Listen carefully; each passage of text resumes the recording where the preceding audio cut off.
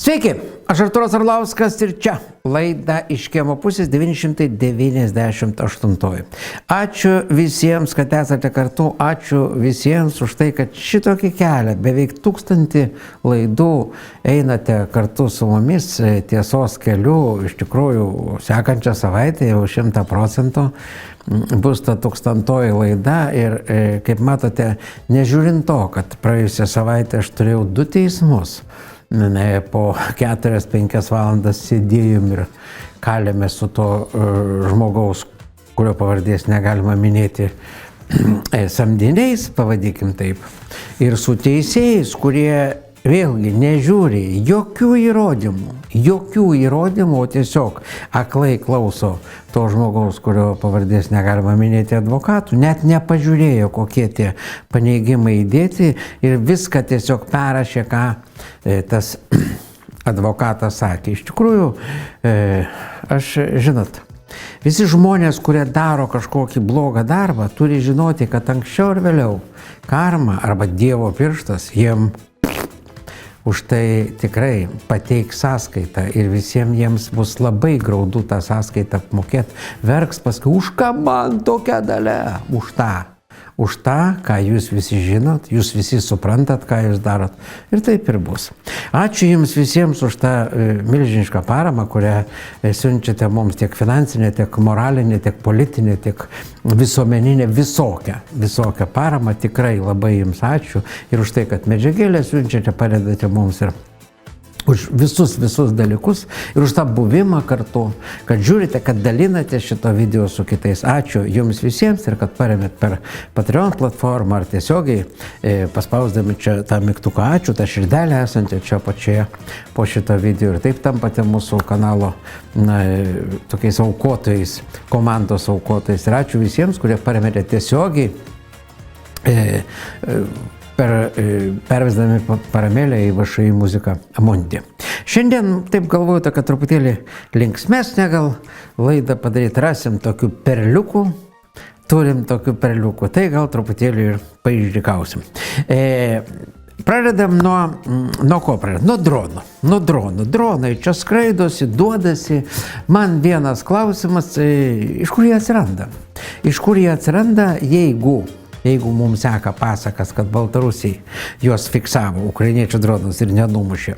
Tai jau keistas klausimas, kaip jie praskrenda visą teritoriją ir atsiranda Lietuvoje, sako, žinokit, čia ukrainiečių dronai suklaidinti tos antidroninių visokių tų įtaisų, radioelektroninių. Tai tiesiog pasakysiu visiems, kad pagal teoriją tie radioelektronikos prietaisai numuša droną nuo kurso nuo kelių šimtų iki, sakysim, kelių ar keliasdešimt kilometrų, bet ne 100 kilometrų. Čia pasižiūrėkite, štai matote žemėlapį, kur matote per Baltarusiją nuo Rusijos sienos iki Lietuvos yra virš 300 kilometrų. O jeigu dronas skraido virš Kauno, skraido virš Vilniaus, tai jau apie 400 kilometrų, neva tai nuklydęs. Reiškia, galima daryti vieną išvadą, sakoma, netiesa. Lenkai nepraneša, kad pas juos skraido dronai, Baltarusiai perspėjo Lietuvą ir įteikė notą, kad iš Lietuvos į Baltarusiją skraido dronas. Čia jau pavojinga provokacija iš Lietuvos pusės. Mūsiškiai nekomentuoja, bet oficialiai nota paprastai teikiama turint realius argumentus. O skelbiant oro pavojų, priedangų nėra arba jos uždarytos. Vilniuje nuskambėjo oro pavojus, tad atėjau iki artimiausios priedangos, kad galėčiau pasižiūrėti, kas čia mūsų laukia. Pabandykime. Ok, užrakinta, raktą neturiu, pabandykime pasižiūrėti, ar mane su šitu daiktu leis. Jup, vadinasi, priedangos nėra man. Čia Vilniuje matėm vaizdelį, daug kur žmonės skundžiasi, kad priedangos uždarytos. Antra vertus, logiškai mąstant, tokios durys priedangai, čia yra pasityčiojimas iš žmonių, jeigu kokie 5, tegul bus 300 žmonių vienu metu išgirdę pavojų signalą veršis pro tokias duris, esant realiam pavojui. Mes suprantame, kas čia gali prie tų durų darytis ir kiek bus užspaustų žmonių. Čia yra pasityčiojimas realiai iš žmonių ir žmonės jau, žinot, daro tokius ir memus, čia su dirbtiniu intelektu padarytas, nepagalvokit, bet žmonės realiai jau lengvai tyčiojasi iš mūsų valdžioje sėdinčių ir tiesiog juokiasi iš jų. Jei jūs nerandate priedangos arba ji užrakinta, visuomet turėkite savo priedangos lipduką. Priedangos lipduką galėsite priklijuoti ant bet kokios patalpos. Priedangos lipdukai netrukus pasirodys prekyboje. Visur ir visada turėkite lipdukus ir jauskite saugiai. Ta, yra kaip yra, aš tik tai noriu pasakyti.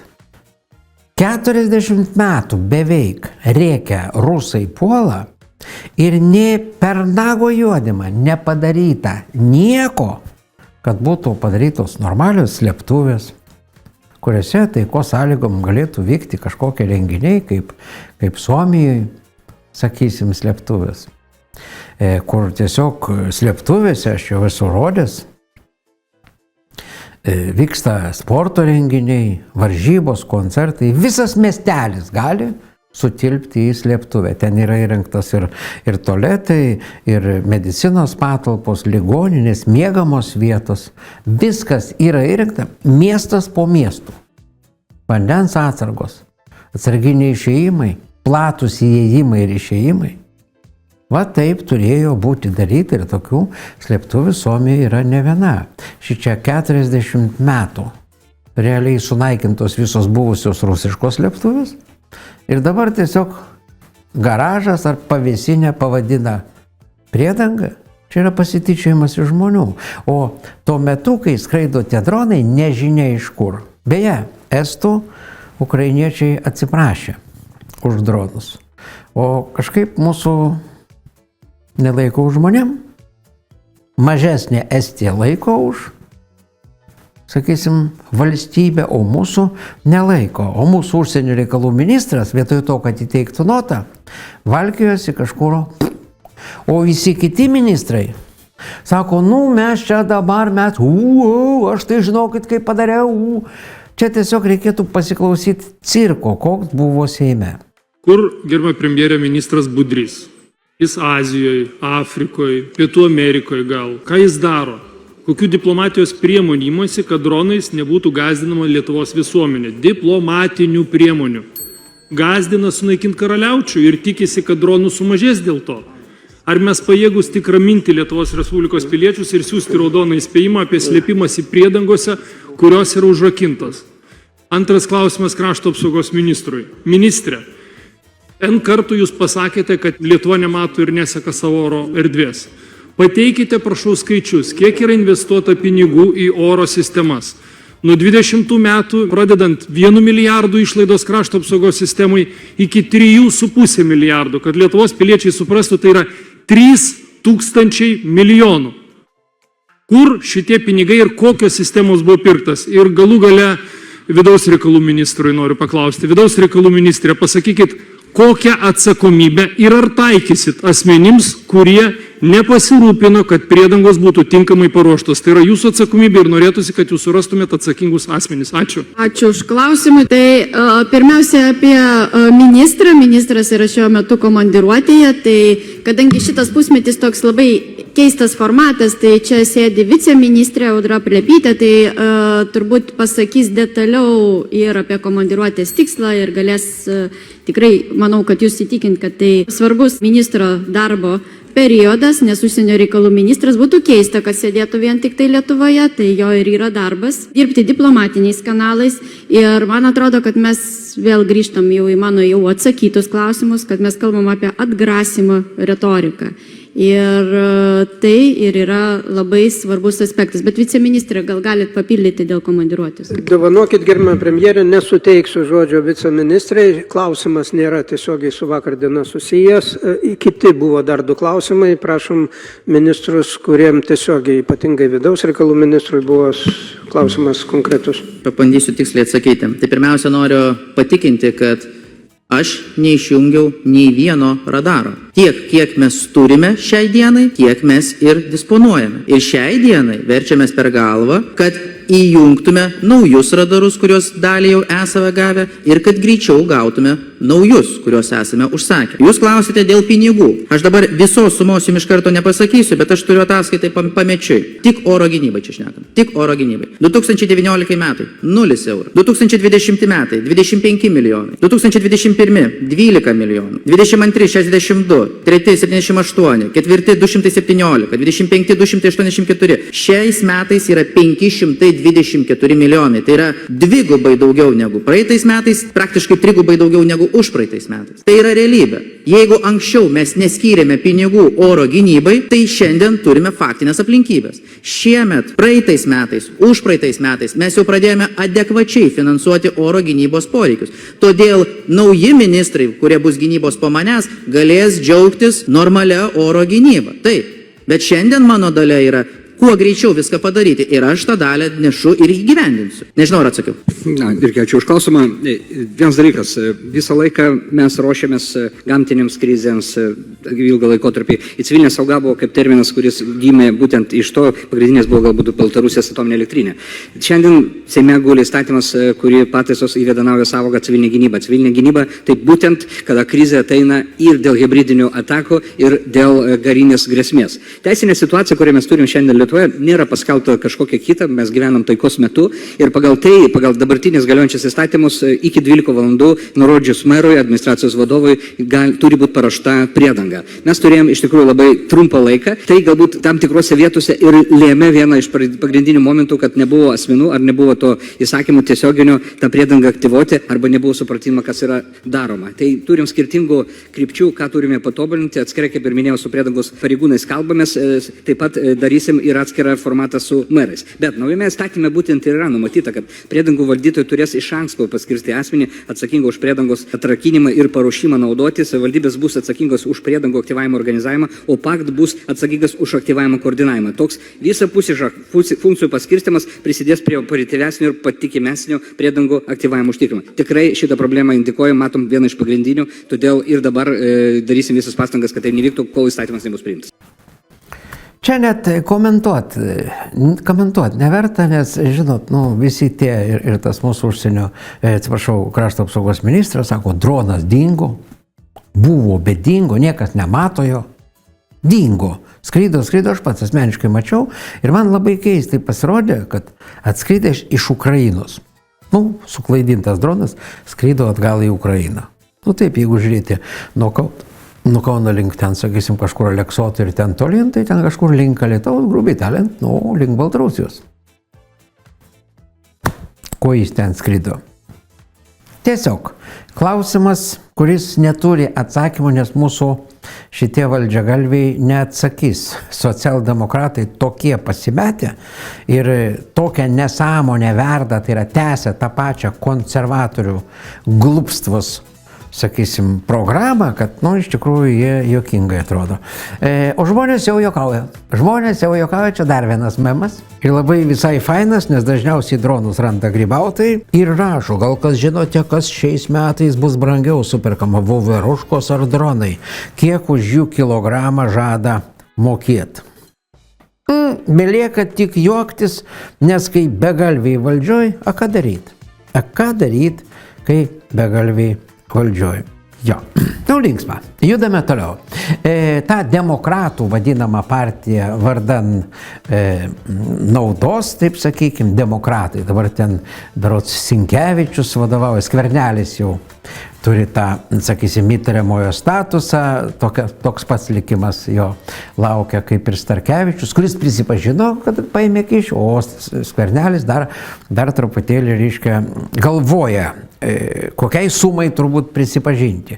Tai ta demokratų partija ar ėmėjų partija, reiškia, byra. Iš šios frakcijos išeina Targamadzė ir nueina pas socdemus. Jinai prieš kelis mėnesius čia prisiekė, Jeglinskas pabėgo iš tos partijos, ten bėga visi iš tos partijos. Ir Targamadzė šitą irgi išstojo iš partijos ir nuėjo, sako taip, kad pas socdemus. rado geresnius. Nu, iš tikrųjų, komedija visiška. Po to matyt bėgs dar pas kažką, bet ta partija, visa ta skvernelistų, tai ir buvo ten visi tie, sakykime, tokie perbėgėliai, kurie ir toliau bėgioja. Jų Seime lieka jau tik 13, vis mažėja ir mažėja ta frakcija, mažėja, ten iš jų vis bėga ir iš partijos žmonės bėga. Ir tai yra normalu, visi supranta, kad partija yra jau palaidota ir čia nepadės, kad ten tos dirbtinius, atsiprašau, reitingus rašo, kad žinokit, demokratai tokius populiarūs yra. Nu, jo, kišininkai populiarūs. Jo. Čia Skvernelis visiems tokią dovanėlę tokią padarė, kad jie visi ir Starkevičius tiem vadinamiesiems konservatoriams, kabutėse, irgi padarė dovanėlę. Tai čia gera žinia, kad visos šitos partijos išlindo sprogų kaip puliniai, visos jų vertybės ir jos realiai nyksta ir byra. Ir tai yra gera žinia. Judame toliau. Čia toks, kaip čia pasakyti, stebuklas. Priminsiu, kad Radviliškis pagarsėjo jau tuo, kad meras uždraudė pasodinti medelį, obelį. Ir sako, žinok, ten reikia kažkokio leidimo. Kokio leidimo reikia? Kokio leidimo reikia? Jeigu administracijos darbuotojai sakė, viską suderiname, surasim vietą, iškasim duobę, paruošim, jums ateis, reikės tik ateiti ir įkišti. Ignas Vėgėlė, nuvažiavęs į kiekvieną miestą, į susitikimus sodina medelį. Meras, socdemas, uždraudė sodinti, sako, reikia leidimo. Beje, Lazdijuose irgi merė čia ta garsioji Kapčiamiesčio prastumėja nuodingo vandens tiekėja žmonėm, čia ta garsioji. Veikia irgi Skvernelis stebėjo tą demokratų partijos Brudno vandens partijos Lazdijuose veikėja. Šitą irgi neleido Seimo nariui pasodinti obels. Jo, visuose kitose miestuose viskas ok, jokių leidimų suderina, tiesiog reikia informuoti ir suderinti. Tai yra normali praktika. Visų prašė 2. Kaip nekeista, tos pačios Skvernelistų partijos viena veikėja, Ausma Miškinienė Lazdijus ir socdemas Račkauskas, iššoko taip iš bendros mero kompanijos, va taip su savo tokiais visiškai, sakysim, apgailėtinais reikalavimais ir pasirodė kaip visiškai, mano galva, menkystos. Tai, Radviliškis, pažiūrėkit šito Račkausko kūrybą meninę ir intelektą. Vidury gatvės stulpas. Čia linksma iš tikrųjų žiūrėti į tokius, kaip pasakyti, net nežinau, kaip čia komentuoti, tuo labiau, kad stulpas šalia kitas stovi, o čia vidury gatvės mosteli ir žmonės sako, kas galėtų paaiškinti tokio genialumo, reikalingumą. Apšvietimo stulpas pastatytas tiesiai ant važiuojamosios kelios dalies, o šalia stovi visai kitas stulpas. Čia gal bandoma vairuotojų reakcija, ar nori padvigubinti, kad būtų ženkliai šviesiau, o dar kas nors, kai liuops į tą stulpą, čia žiburėliai tie taip sužibės galvoja, kad bus dar šviesiau. Čia Radviliškio socialdemokratų kūrybos perlai. Vidury važiuojamosios dalies stulpas. Nėra ką komentuoti, kai toks meras, aš, žinot, be žodžių. Realiai be žodžių. Važiuojame toliau. Mes kalbam apie santykius su Baltarusija, o mūsiškiai vis gazdina, žinokit, ten tai visi, žinokit, tik išvažiuoja Baltarusija, iškart prišauka prie tavęs ir sako, gal gali pasakyti Vilniaus autobusų grafiką, ir čia yra paslaptis, ir čia jie traukia iš tave tas paslaptis, arba sako, o iki kelių Maksima Šalčininkuose dirba. Tu sakai iki 10, o čia sužinojai valstybinę paslaptį, išdavė Baltarusijos KGB. Žmonės važinėja darbo reikalai, žmonės važinėja skristi iš Vilniaus į, sakysim, kitas valstybės, lygiai taip pat iš Minsko galima skristi į kai kurias valstybės. Pavyzdžiui, jeigu į tą buvusią, sakysim, tos Tarybų sąjungos tas kažkokias respublikas, Kazakstaną ar ten Gruziją, ar dar kažkur yra specialių reisų, kurie ir kainos kitokios ir panašiai. Ir mūsiškiai gazdina, bet atrodo kaip visiški klounai. Kasdien išvyksta dešimtys autobusų iš Lietuvos. Keliautojai įspėjami, kad viešnagė Lukašenko šalyje gali baigtis neplanuotų susitikimų su režimo struktūromis. Dėl grėsmių Latvija keliones į Baltarusiją planuoja visiškai uždrausti. Ar Minskas bus uždarytas ir keliaujantiems iš Lietuvos, domisi Gintarė Kavaliauskaitė. Prie autobuso į Baltarusijos sostinę Minską pasieniečių šuo Koksas narkotikų nerado, tačiau grėsmių šia kryptimi ir daugiau. Valstybės institucijos nekartą įspėjo, kad keliaujantys gali tapti lengvu autoritarinio režimo taikiniu. Labai bijau. Kad gali būti netikėtai sulaikyti, išnaudojami propagandiniais tikslais, verčiami bendradarbiauti su režimu, keleiviai sako, nei nepagalvoja. Нет, абсолютно не боимся. Visiškai nebijau. Viskas ten ramu. Žmonės draugiški vieni kitiems. Jei važiuoja atostogauti, esi kultūringas kitoje šalyje, tai visiškai nebaisu. Manęs nieks nenaudoja ir jeigu ir norėtų panaudoti, neišnaudotų. Per dieną iš Vilniaus į Minską vyksta mažiausiai 12 autobusų.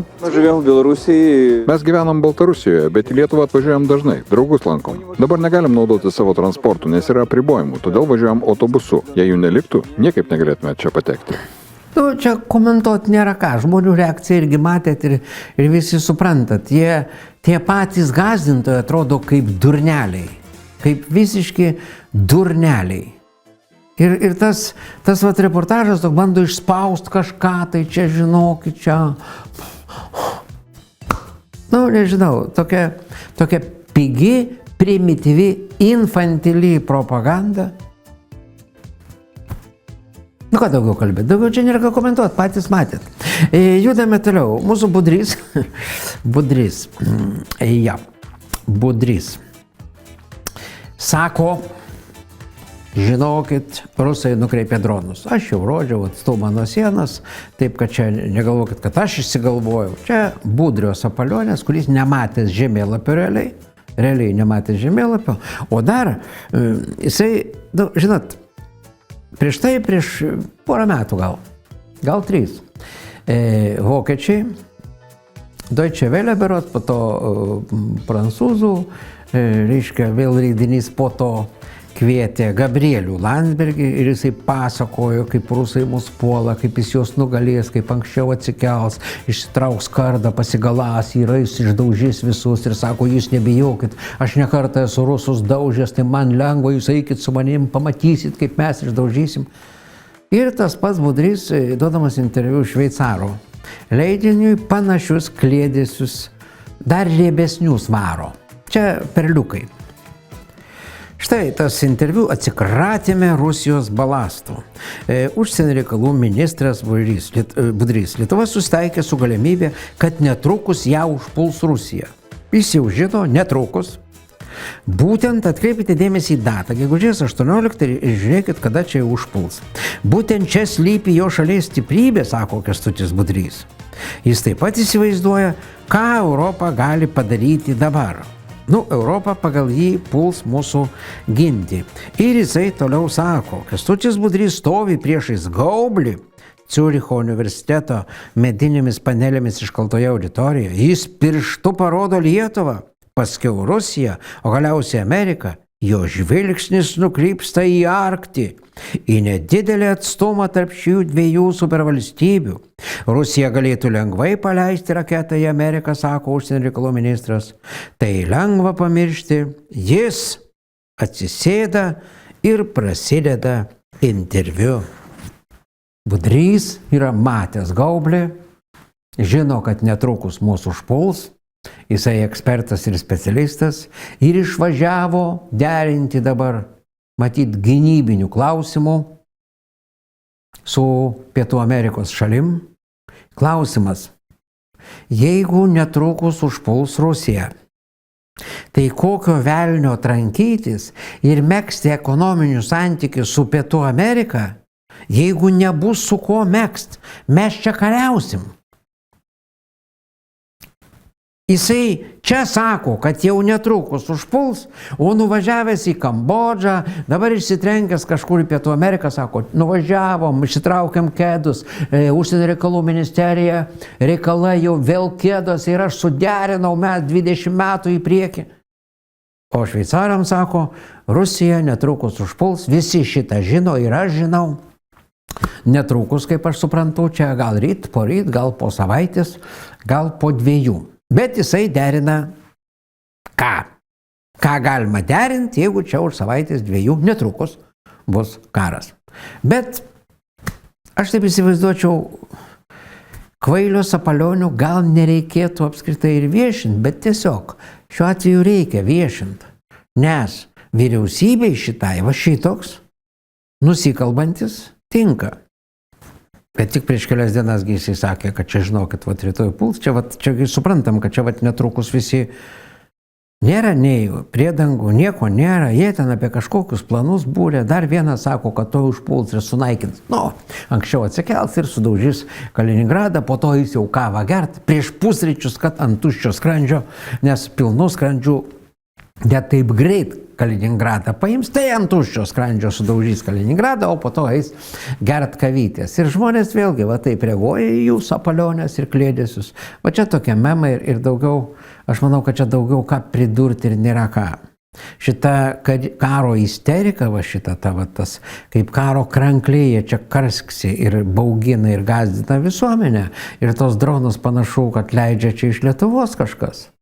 Ir sąmoningai tai daro. Tai tiesiog turėtų vieną kartą atsisukti ir veidrodį ir pasakyti, nustokite patys leidę dronus ir patys rėkti, kad skraido dronai. Tiesiog nustokite, nes visi susigaudo, kad tie dronai nelabai iš Ukrainos arba ukrainiečiai iš Lietuvos leidžia dronus, o tai yra dar didesnis pavojus ir tada realiai gali būti, kad Budrys, kalbėdamas apie netrukus pareinantį karą, yra tas žmogus, kuris žino, ką daro ir kaip daro, kad tai įvyktų ir jo žodžiai pasitvirtintų. O tai jau yra ne pati geriausia žinia.